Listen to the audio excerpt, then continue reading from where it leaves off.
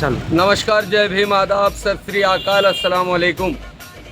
आज या ठिकाणी एक आनंदाचं वातावरण घेऊन भारतीय राज्यघटनेचे शिल्पकार, महामानव, बोधिसत्व, परमपूज्य भारतीय राज्यघटनेचे शिल्पकार डॉक्टर बाबासाहेब आंबेडकर यांच्या पवित्र ठिकाणी अशा डॉक्टर बाबासाहेब आंबेडकर पार्कला आपण शौर्य दिन साजरा करतोय.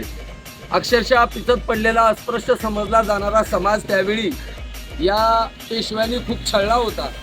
आणि अशा छळवणुकीमध्ये त्या टायमाला ज्यावेळी ब्रिटिशांच्या सोबत पेशव्यांचं युद्ध झालं, त्या युद्धामध्ये महार बटालियननं, महार समाजानं सक्रिय असा सहभाग घेतला. आणि सहभाग घेऊन त्या ठिकाणी 27 ते 28 हजार अशा पेशव्यांना त्या ठिकाणी त्यांनी नतमस्तक केलं, या धर्तीवरून नष्ट केलं म्हणायला हरकत नाही. आणि त्या ठिकाणी विजय झाला. एक छळला जाणारा समाज हा त्यावेळेसपासून विजयी झाला. म्हणून प्रथमतः बाबासाहेब आंबेडकर भीमा कोरेगाव या ठिकाणी गेले आणि त्यांनी सांगितलं, या शौर्यभूमीला पहा, ही शौर्यभूमी आहे. अन्याय अत्याचाराला या ठिकाणी आपल्या महाराणी पूर्णपणे जिंकलं होतं आणि पेशव्यावर विजय मिळवला होता.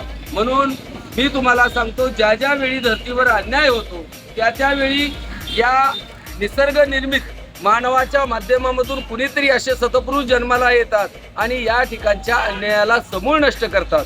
म्हणून त्या शौर्यभूमीमध्ये ज्या ज्या शौर्यांनी त्या ठिकाणी कार्य केलं त्या सर्वांना सलाम करतो.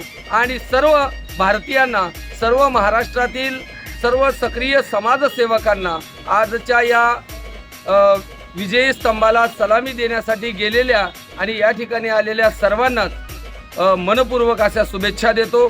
जय भीम, जय भारत, जय संविधान.